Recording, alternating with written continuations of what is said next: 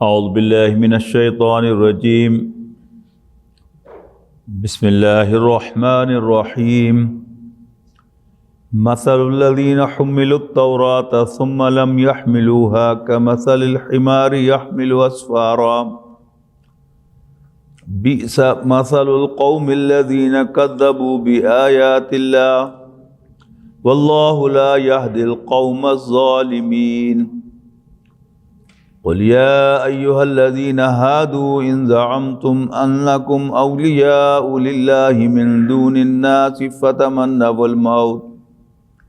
فتمنوا الموت إن كنتم صادقين ولا يتمنونه أبدا بما قدمت أيديهم والله عليم بالظالمين مثل الذین حملوا التوراة ثم لم يحملوها كمثل الحمار يحمل أسفارا بئس مثل القوم الذین كذبوا بآیات اللہ واللہ لا يهدي القوم الظالمین۔ حضرات، جیسا کہ میں نے عرض کیا تھا کہ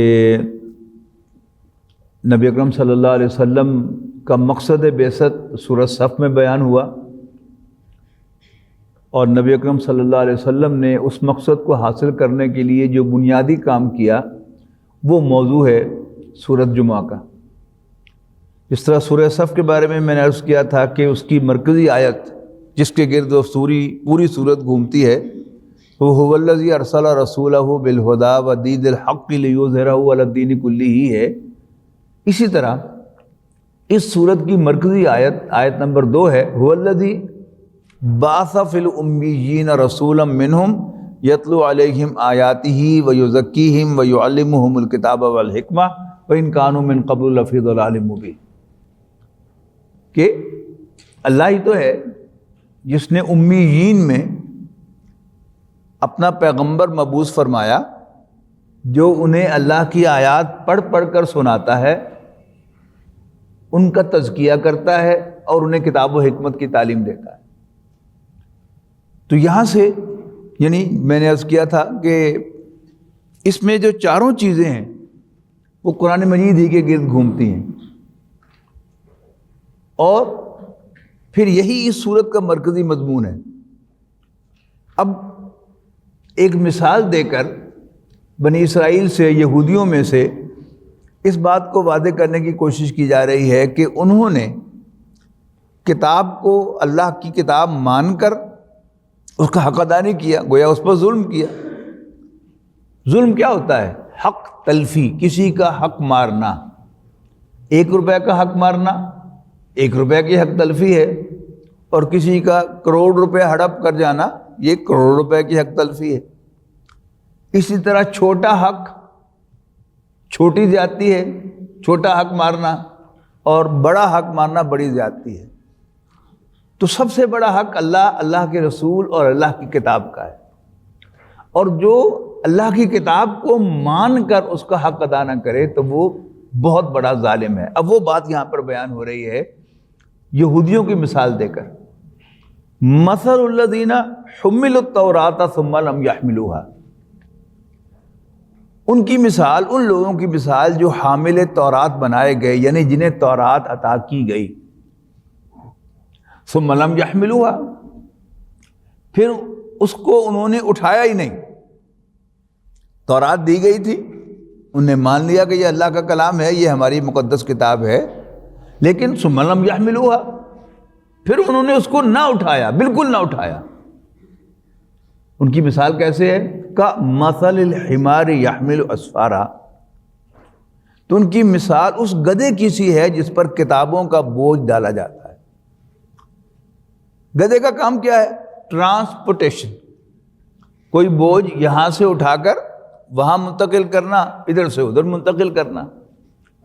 اب گدھے کے لیے برابر ہے کہ آپ اس پر پتھر لا دیں، مٹی لا دیں، کتابیں لا دیں، یا آپ اس پر ہیرے جواہرات لا دیں، اس پر تو جتنا وزن ان کلو گرام آپ نے ڈالا ہے اتنا ہی بوجھ آپ نے اس پر ڈالا ہے، بھلے وہ کتابوں کا ہو یا کسی اور چیز کا ہو۔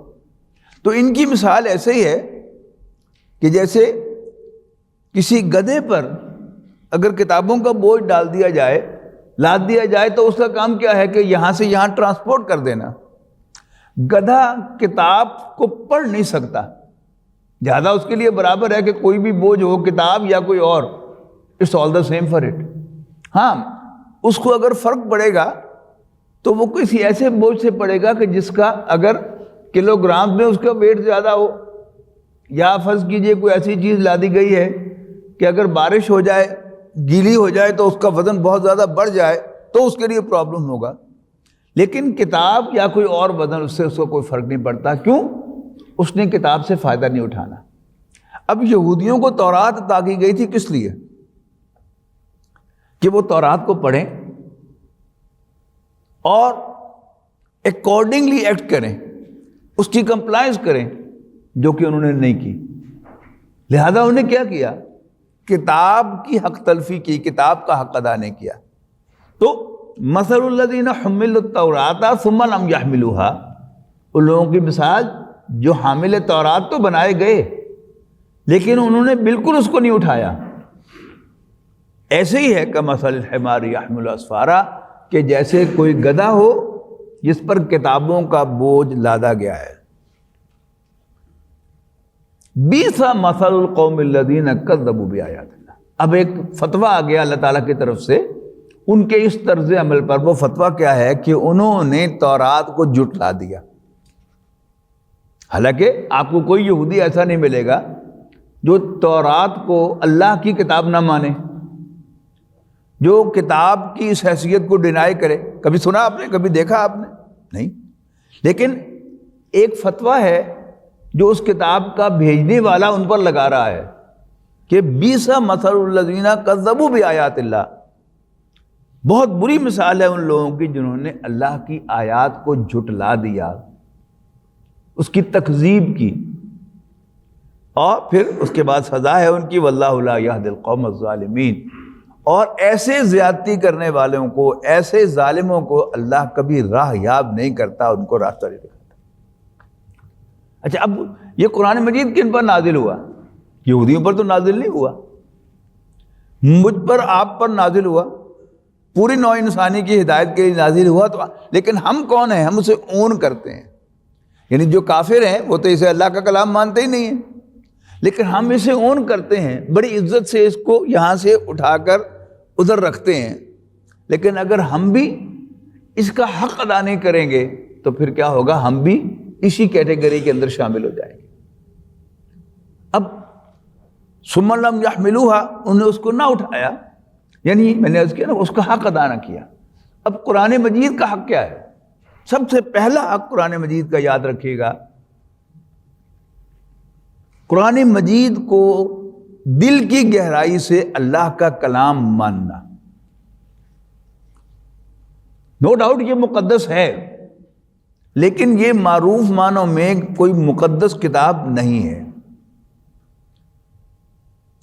تورات جو اس وقت ہے، انجیل جو اس وقت ہے، گرنتھ صاحب ہے، اور دوسری جو ہندوؤں کی ویدیں ہیں، وہ مانتے ہیں کہ وہ کہیں سے نازل نہیں ہوئی ہوئی، انسانوں ہی کی لکھی ہوئی ہیں، لیکن ان کو انہوں نے تقدس دے دیا ہے تو وہ مقدس کتابیں کہلاتی ہیں۔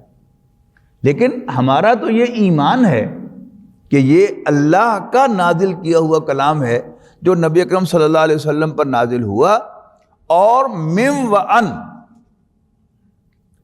حرف بحرف نبی اکرم صلی اللہ علیہ وسلم نے وہ پیغام نوع انسانی تک پہنچا دیا۔ تو اس بات کو ماننا یہ قرآن مجید کا پہلا حق ہے ہم پر۔ پھر دوسرا حق کیا ہے؟ ہم اس کی تلاوت کریں، کیونکہ وہ انسانی کلام ہے، لہذا ان کی تلاوت نہیں ہے، لیکن یہ اللہ کا کلام ہے، اس کی تلاوت ہے۔ اور تلاوت کے بھی پھر آگے حقوق ہیں۔ انفارچونیٹلی، یعنی جب میں چھوٹا تھا تو وہ حقوق جو تھے تلاوت کے، وہ ہر ایک کو معلوم تھے کہ پاک جگہ پر پاک کپڑوں کے ساتھ، پاک جسم کے ساتھ قرآن مجید کی تلاوت کی جاتی ہے۔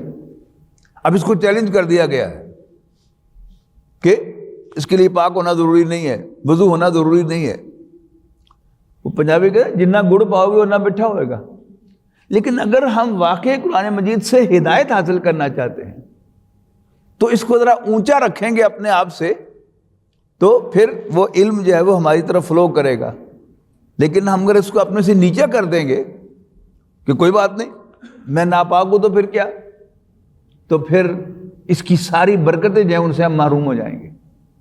شاید اس کا علم تو ہم حاصل کر لیں، اس کی معلومات تو ہمیں حاصل ہو جائیں، ہم 100 تفسیریں پڑھ لیں اور ہم اس کا بیان بھی کرنا شروع کر دیں، لیکن اگر ہم ان پروٹوکولز کو بھی اختیار کریں گے تو اس کا فائدہ قرآن مجید کو نہیں پہنچنا، تو مجھے اور آپ کو ہی پہنچنا ہے کہ ہم تلاوت کرتے ہوئے ان پروٹوکولز کو بھی خیال رکھیں.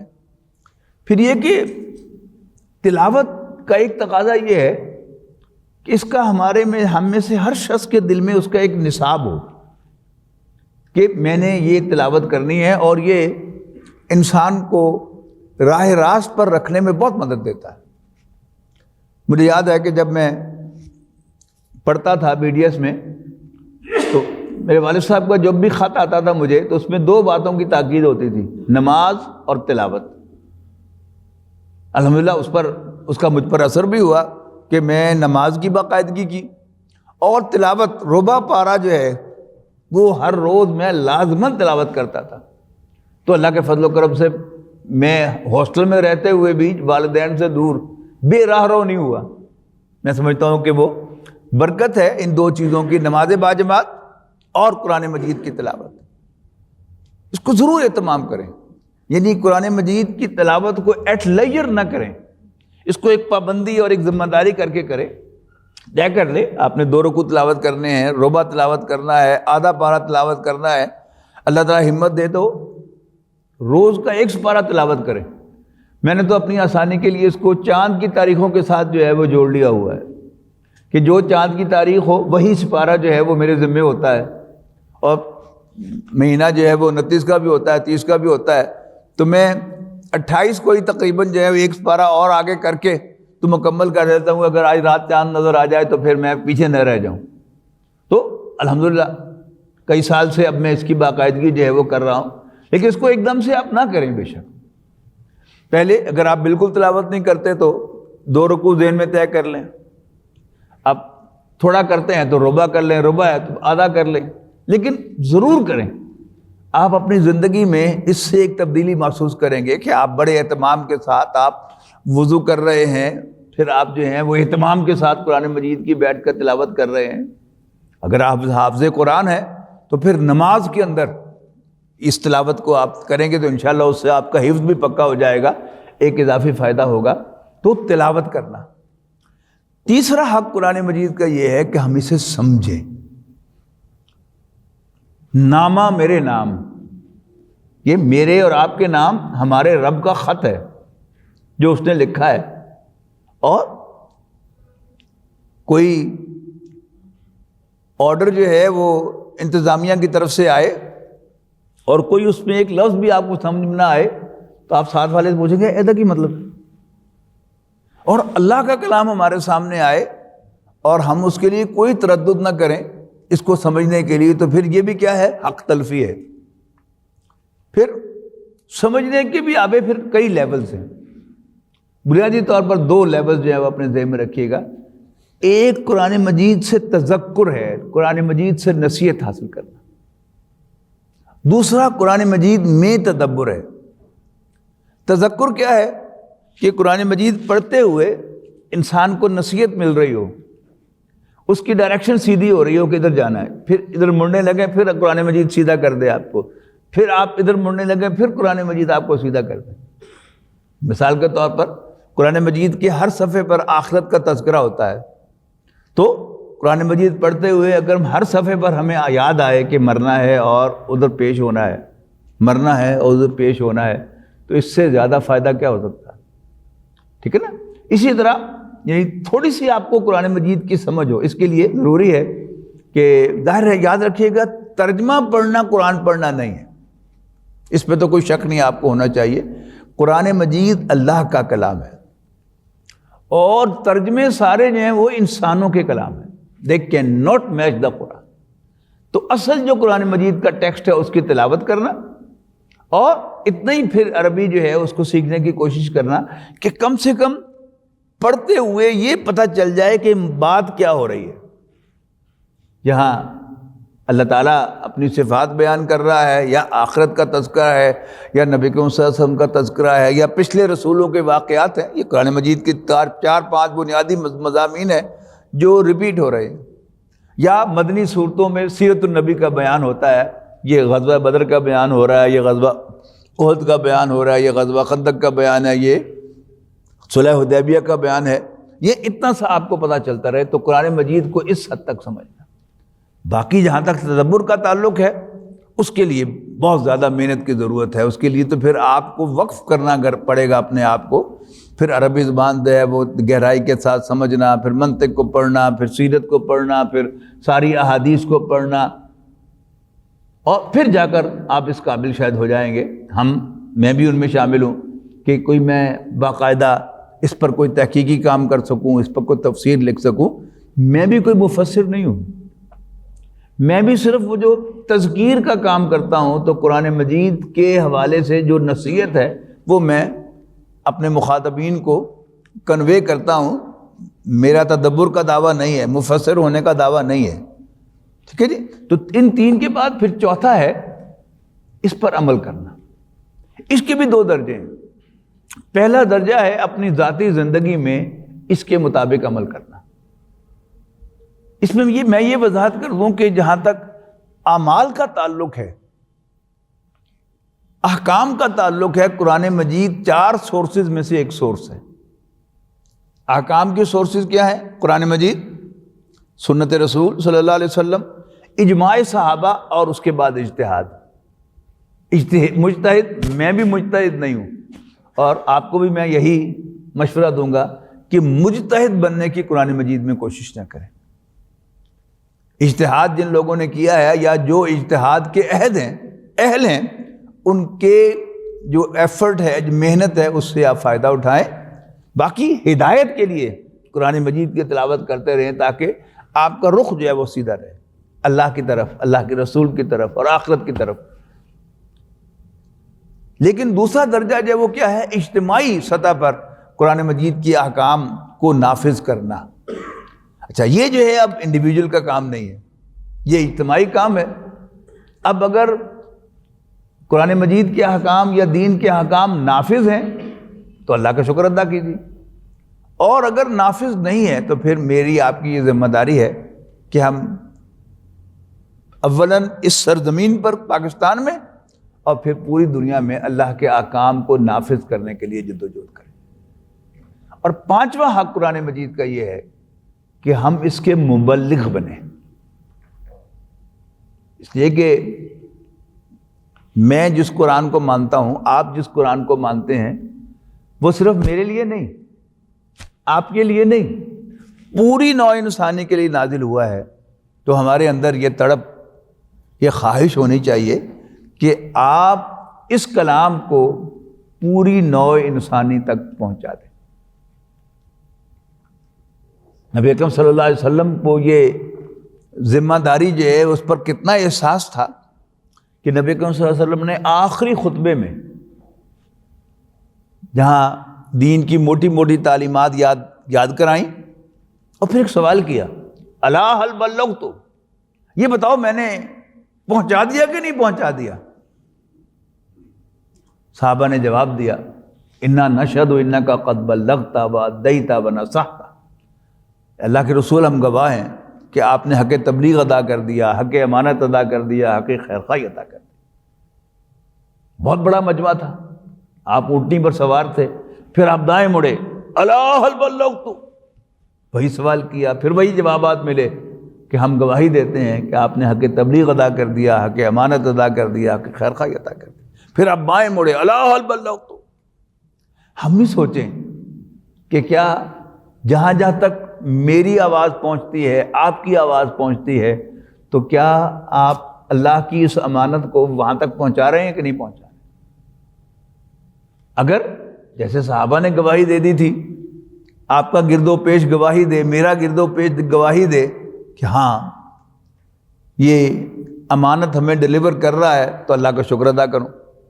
اور لیکن اگر میرا جو گرد و نواح ہے وہ اس کی گواہی نہ دے، خود مجھے اپنے کو خود پتا ہوگا کہ میں نے یہ کام کیا ہے کہ نہیں کیا، تو پھر مجھے یہ احساس ہونا چاہیے کہ میں قرآن مجید کے حقوق ادا نہیں کر رہا اور میں قرآن مجید پر ظلم کر رہا ہوں، حق تلفی کر رہا ہوں تو ظلم ہے. اب پڑھیے اس آیت کو تو آپ کو صحیح مزہ آئے گا.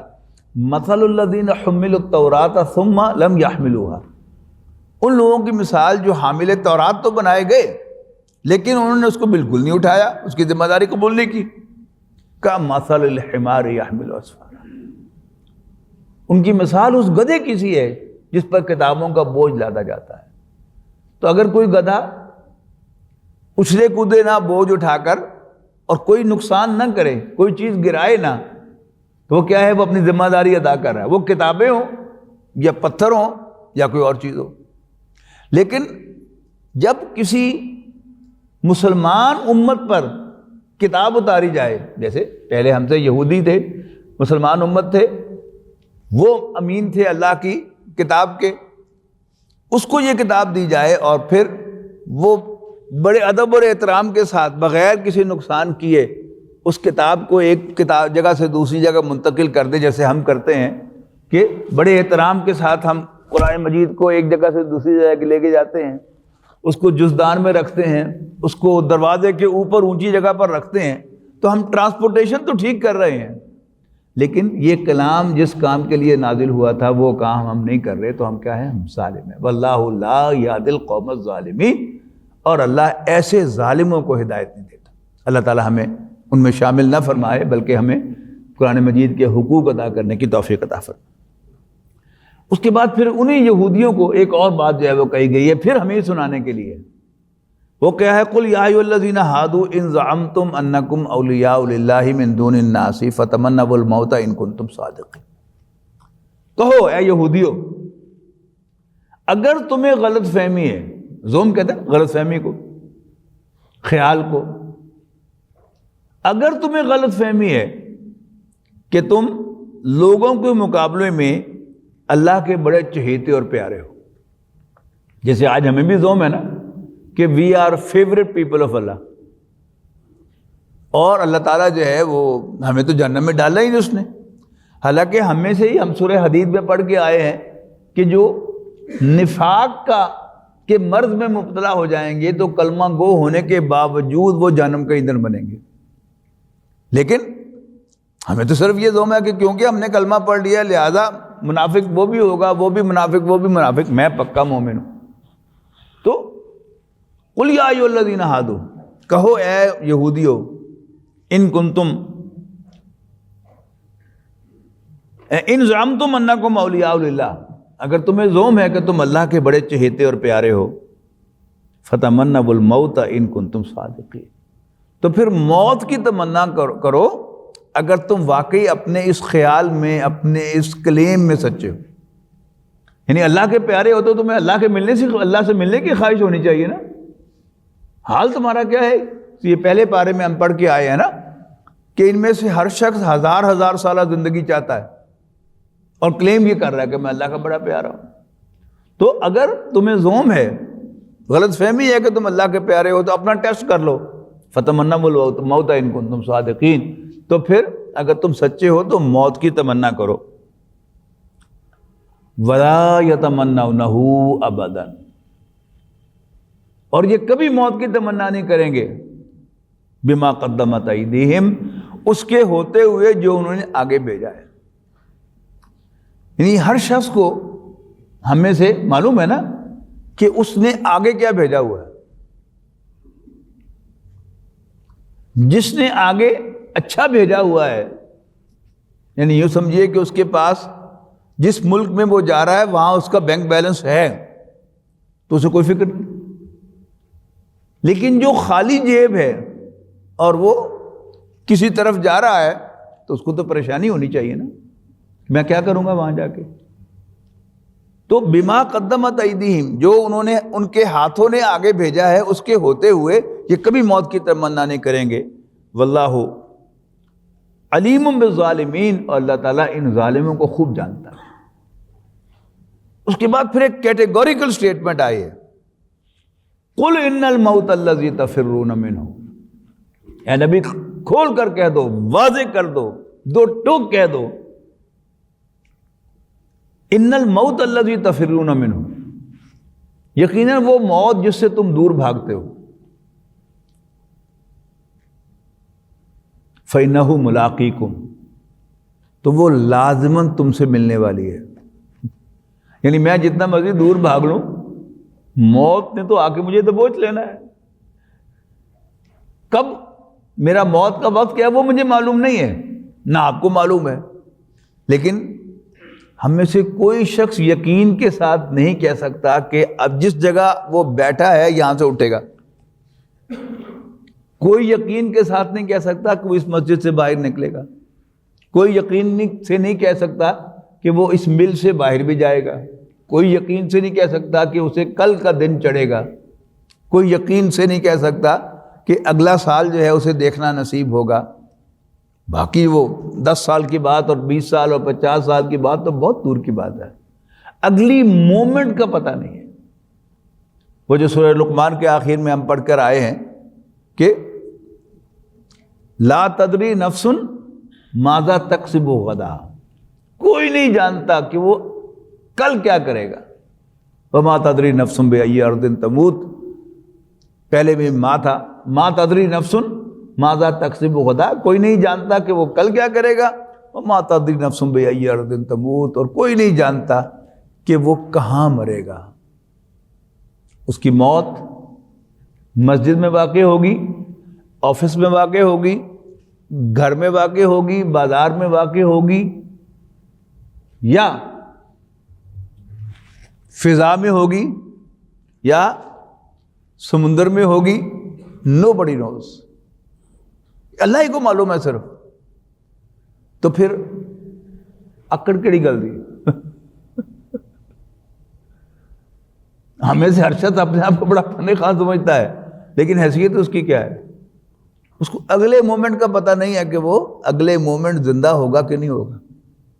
آپ واقعات پڑھیں کہ کہاں کہاں موت آئی ہے۔ کوئی ایک ہوائی جہاز پر آن بورڈ ایک مسافر کو ہارٹ اٹیک ہو گیا، ڈاکٹر صاحب کو کال کیا گیا، ڈاکٹر نے جا کر فرسٹ ایڈ دی، ٹھیک ہو گیا۔ ڈاکٹر صاحب جو ہیں وہ جہاز سے نیچے اتر آئے، آخری سیڑھی پر ڈاکٹر صاحب کو ہارٹ اٹیک ہوا، وہ چلے گئے اللہ کے پاس۔ اب اللہ تعالیٰ کا وہ لکھا ہوا ہے نا، اس کی موت یہاں آنی ہے، آخری سیڑھی پر، وہ وہاں پہنچایا جائے گا اور وہاں جا کے مرے گا۔ اور وہ جو ٹائٹینک کو دیکھنے کے لیے گئے تھے، ان کی موت اللہ نے کہاں لکھی ہوئی تھی؟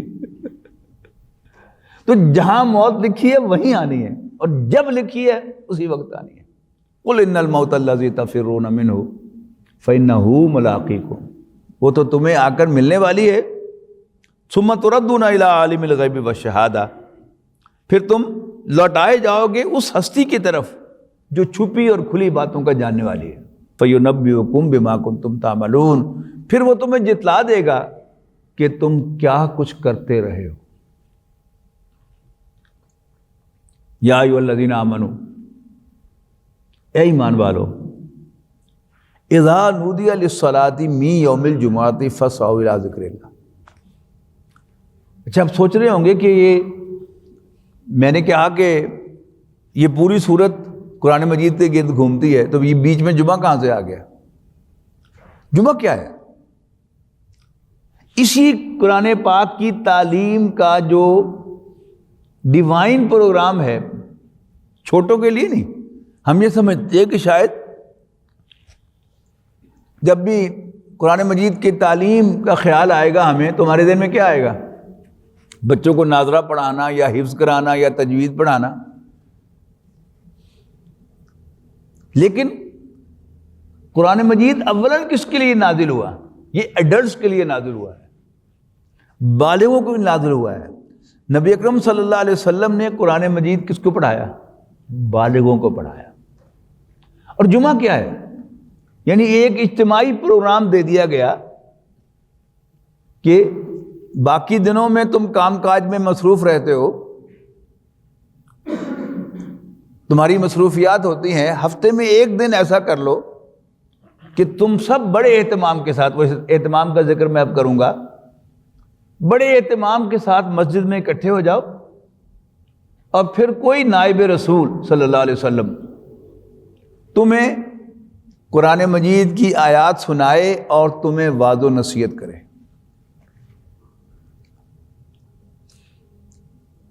مسلم شریف کی روایت ہے کہ کان للنبی صلی اللہ علیہ وسلم خطبتان، جمعے میں اللہ کے رسول کے 2 خطبے ہوا کرتے تھے۔ دیکھتے ہیں نا آپ کہ خطیب جو ہے وہ خطبہ دیتے دیتے تھوڑی دیر کے لیے بیٹھتا ہے پھر کھڑا ہو جاتا ہے، 2 خطبے ہوا کرتے تھے۔ یجلس بینہما، آپ ان دونوں خطبوں کے درمیان کچھ دیر کے لیے بیٹھتے تھے۔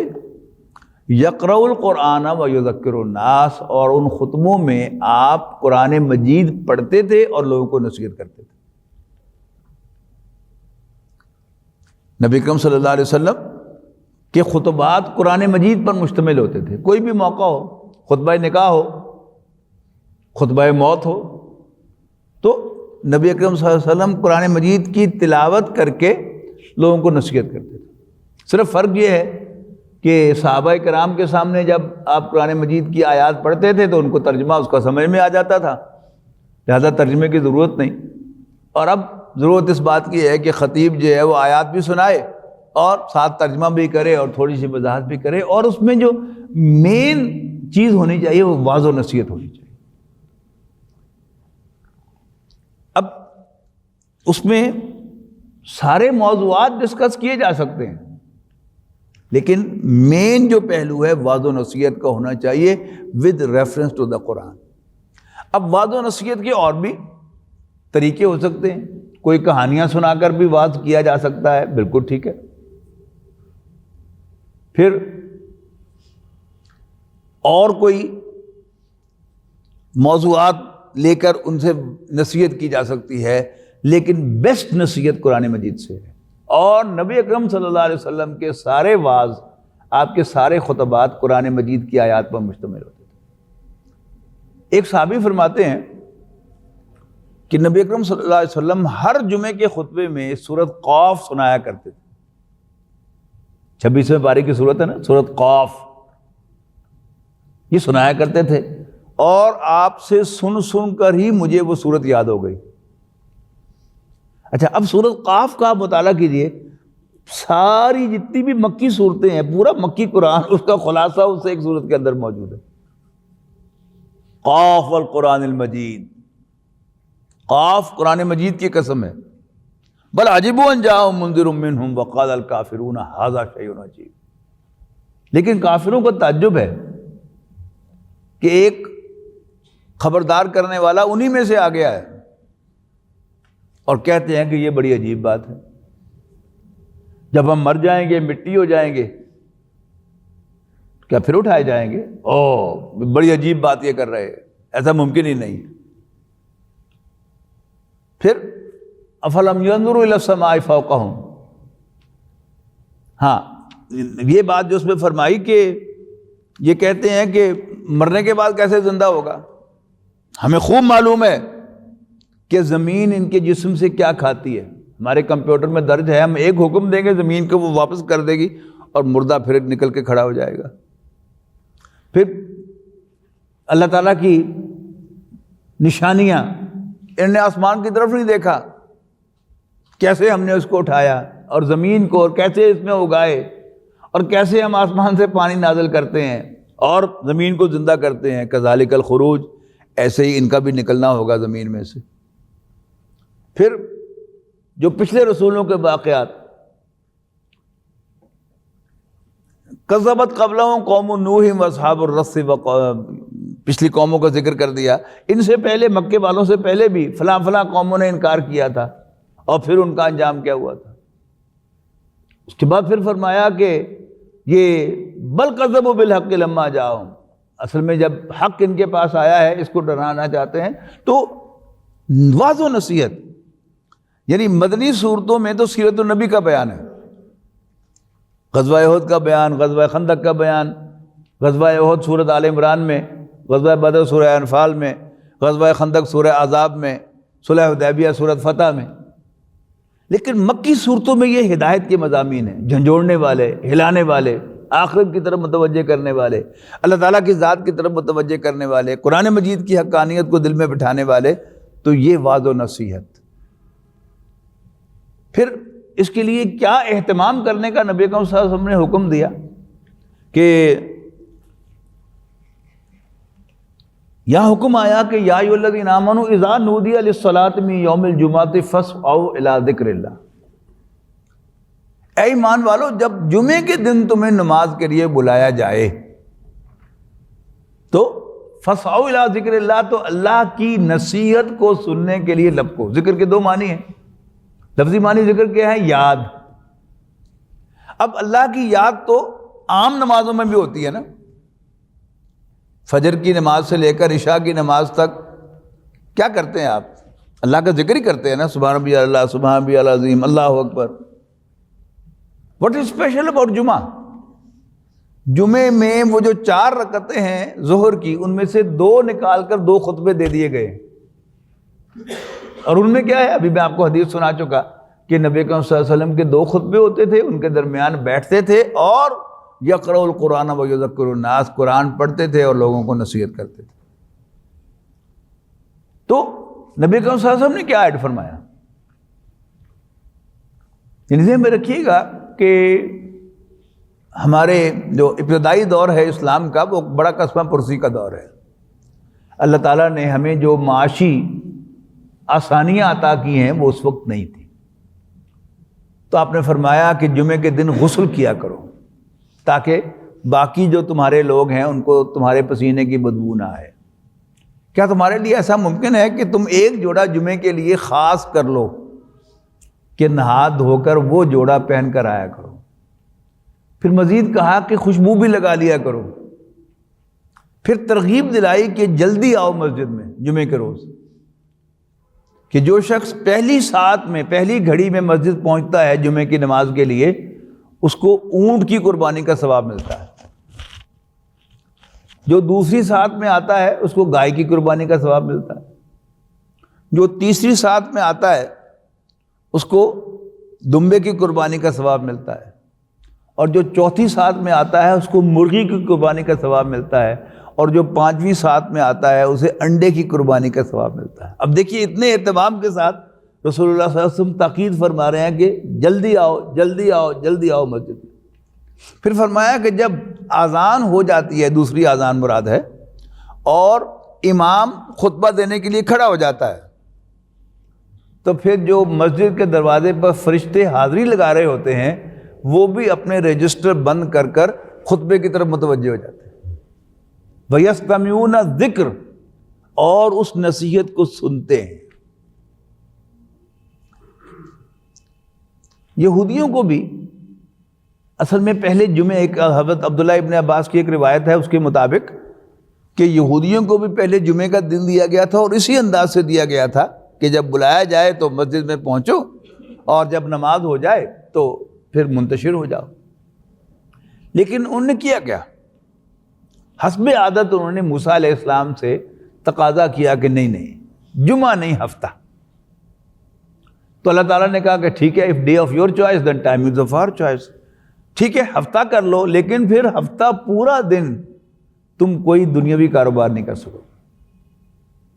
آپ جن حضرات کا آنا جانا ہوا ہے ویسٹ میں، ہفتے کی صبح اگر آپ نیو یارک میں پھر رہے ہوں تو صبح سویرے جو بریجز ہوتے ہیں بروکلن کے، وہاں پر یہودی وہ کالے کوٹوں والے، کالے ہیٹوں والے اور لمبے والوں والے، وہ بھرا ہوا ہوتا ہے برج، اور وہ جا رہے ہوتے ہیں جوگ دجور سناگوگ میں، اس لیے کہ یہودیوں کو پھر پورا ہفتے کا دن کاروبار کرنا جائز نہیں ہے۔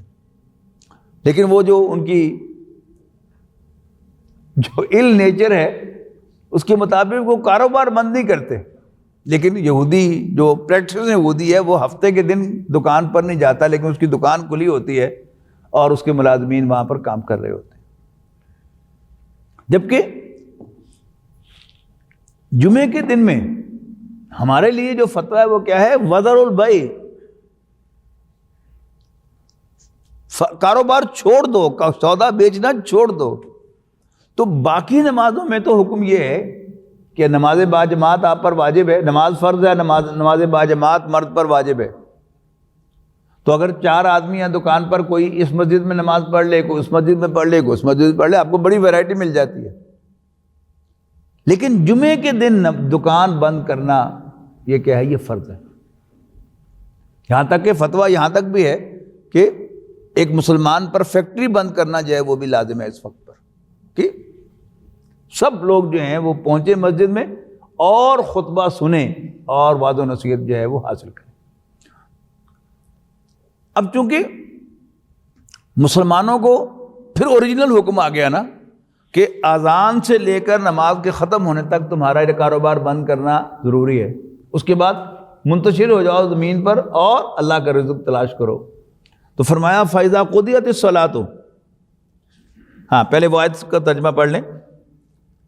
اذا نودی للصلاۃ من یوم الجمعہ، جب تمہیں جمعے کے روز نماز کے لیے بلایا جائے، فاسعوا الی ذکر اللہ، تو دوڑو اللہ کی یاد کی طرف یا اللہ کی نصیحت کی طرف۔ کیونکہ دوڑ کر مسجد کے جانے کی اجازت نہیں ہے، تو ترجمہ محتاط ہے کہ لب کو۔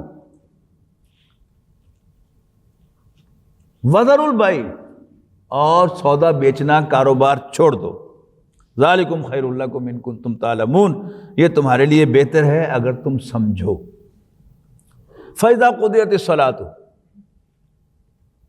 جب نماز ہو جائے، فانتشروا فی الارض، تو زمین میں پھیل جاؤ، وابتغوا من فضل اللہ، اور اللہ کا فضل تلاش کرو۔ یہ قرآن مجید کا محاورہ ہے اپنا معاش کا جو بھی کام ہے وہ کرنے کے لیے، کہ اللہ کا فضل تلاش کرو۔ اللہ نے میرے لیے جو روزی لکھی ہے ملنی مجھے وہی ہے، لیکن تلاش کرنے کا مجھے حکم ہے کہ میں اٹھ کر اپنے کلینک پہ چلا جاؤں، آپ اٹھ کر اپنے کام پہ چلے جائیں، کیپنگ دیٹ ان مائنڈ، مجھے ملے گا وہی جو اللہ نے میرے لیے لکھا ہے۔ تو یہ ہے وابتغوا من فضل اللہ، یہ اس یہودیوں کے حکم کے وضاحت ہے کہ ان کے لیے پورا دن جو ہے وہ کاروبار چھوڑنا ضروری ہے، مسلمانوں کے لیے سارا دن جو ہے وہ کاروبار چھوڑنا ضروری ہے۔ اور اس پر علماء کا، مفسرین کا، فقہاء کا اجماع ہے کہ یہ جو حکم ہے یہاں ہے تو امپیریٹو، حکمیہ لفظ ہے کہ وابتغوا من فانتشروا فی الارض، تو یہ فرض نہیں ہے، یہ وہ وضاحت ہے کہ تم جمعے کی نماز کے بعد کاروبار کر سکتے ہو، اپنے دفتر واپس آ سکتے ہو، اپنی جاب پر واپس جا سکتے ہو، اپنے کاروبار میں واپس جا سکتے ہو، اپنی جو مزدوری کی جگہ ہے اس پر واپس جا سکتے ہو، لیکن اذان سے لے کر اور نماز کے ختم ہونے تک تمہیں کاروبار چھوڑنا پڑے گا۔ فاذکروا اللہ کثیرا، ہاں اپنے کاروبار پر، اپنے گھر پر، اپنی دکان پر، اپنی جاب پر بھی اللہ کو یاد کرتے رہو بہت زیادہ، لعلکم تفلحون، تاکہ تم فلاح پاؤ۔ وَإِذَا رَأَوْا تِجَارَةً أَوْ لَهْوًا انفضوا إِلَيْهَا، اور جب یہ کوئی تجارت دیکھتے ہیں یا کوئی انٹرٹینمنٹ کی چیز دیکھتے ہیں، فن، انفضوا إِلَيْهَا، تو ادھر بھاگ جاتے ہیں۔ یہ اصل میں کیا تھا کہ ایک روایت کے مطابق شروع میں جو جمعے کا خطبہ تھا یہ بھی عید کی طرح نماز کے بعد ہوتا تھا۔ عید میں ایسے ہوتا ہے نا کہ آپ 2 رکعتیں ادا کرتے ہیں اور اس کے بعد خطبہ ہوتا ہے۔ تو جیسے عید کے سلسلے میں ہمیں اکثر غلط فہمی ہو جاتی ہے، جماعت ہو گئی اور بہت سے لوگ اٹھ کے چلے جاتے ہیں، خاص طور پر عید الاضحیٰ کے موقع پر، یعنی جلدی سے کسائی کو پکڑ کر جانور ذبح کرانے کے لیے ہم اٹھ کے چلے جاتے ہیں۔ تو پہلے جمعے کے نماز میں بھی ایسے ہی تھا۔ تو ایک دفعہ یہ ہوا کہ نبی اکرم صلی اللہ علیہ وسلم نماز کے بعد ابھی ممبر پر چڑھ کے خطبے کے لیے کھڑے ہوئے، اور مدینے میں قحط تھا، تو گھنٹیوں کی آواز آئی، جیسے اونٹوں کی قطار جو ہے وہ آ گئی ہے اور اس کی گھنٹیاں ٹن ٹن ہلکی ہلکی بج رہی ہیں۔ اندازہ ہوا کہ کوئی باہر سے اونٹوں کا قافلہ آ گیا ہے، غلہ آ گیا ہے۔ تو کچھ لوگ نبی اکرم صلی اللہ علیہ وسلم کو وہاں کھڑا چھوڑ کر چلے گئے ادھر گندم حاصل کرنے کے لیے، یا کوئی اور کوئی فن ہے اسے دیکھنے کے لیے۔ اس کی وضاحت کی جا رہی ہے کہ یہ جب پہلے بعد میں خطبہ تھا اس کے سلسلے میں، یہ پہلے خطبے کا ذکر نہیں ہے جو نماز سے پہلے ہو رہا ہے۔